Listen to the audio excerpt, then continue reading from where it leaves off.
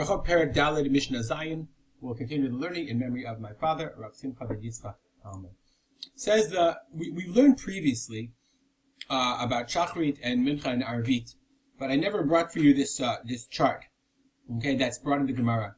The Gemara says that there's a machloket about why we have each davening. Why the Chazal institute each davening? And the machloket is the following: do we say tefillot avot tiknu, that each of the avot instituted each tefillah, and that they were instituted by or corresponding to or because of the avot, or tefillot keneged korbanot tiknu, right? That the tefillot that we have were corresponding to different korbanot that were in the Beit HaMikdash. So therefore, Shachrit, the Gemara says, one opinion. The opinion is that Avraham established Shachrit. We're familiar with these. These are very familiar opinions. Mincha was Yitzchak, Arvit was Yaakov, and they give psukim, each one in its proper place. Yitzchak went out in the evening. Yaakov is when he went down to lie down on Har Moriah, etc., etc. Or corresponding, Shachrit was for the Korban Tamid Shachar, and the davening times are corresponding to that. Mincha is Korban Tamid Shel Bein Ha'arbaim, the afternoon Korban Tamid, which is actually the time that we have corresponds to that, from Mincha Ketana until Shkia.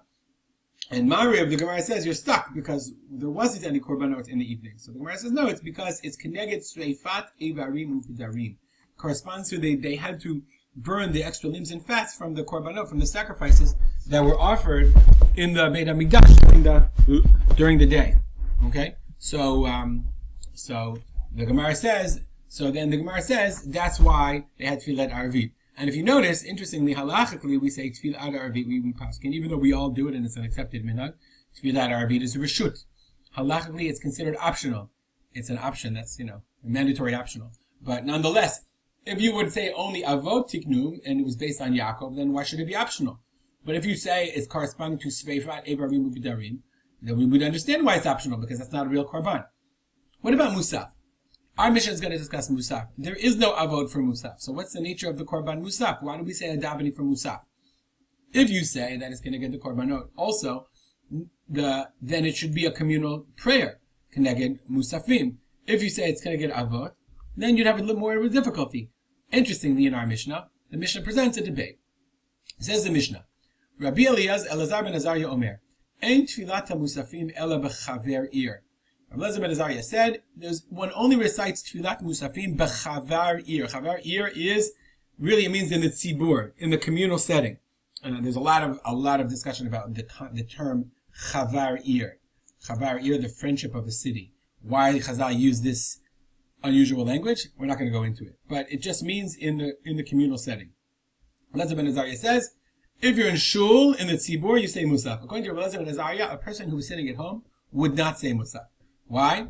It would make sense, because if the whole point of the korban is keneged korban Mussaf, if it was a tefillah that was instituted communally, there's no individual requests. In the tefillah, we say you should bring back the Beit HaMikdash, but it's a communal request, not an individual request.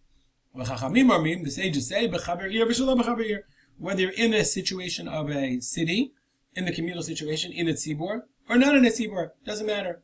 Rabbi Yehuda Omer Mishmo, Rabbi Yehuda says in his name, Rabbi Yehuda says in the name of Rabbi Elazar ben Azariah, Rabbi Yehuda has a different opinion in the name of Elazar ben Azariah, Kol makom sheyesh chaver ir, if there is a community, hayachid patur mitfilat musafim, the individual is exempt from reciting tfilat musaf. What it means is, if you live in a place where there's a community, so whether you go to shul or not, the community is reciting Mussaf, so therefore you're exempt.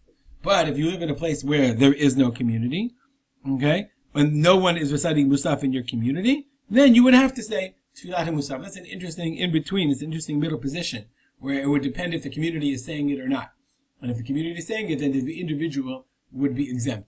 Halachically, as you all know, because we recite Mussaf even as individuals, we paskin like the Chachamim, and whether you're in a community or not, the person still has to daven tfilat Mussaf, whether it's a Mussaf Rosh Chodesh or Shabbat or any other Mussaf as it were. As always, questions or comments, feel free to contact me, rspolter@gmail.com. Have a great day.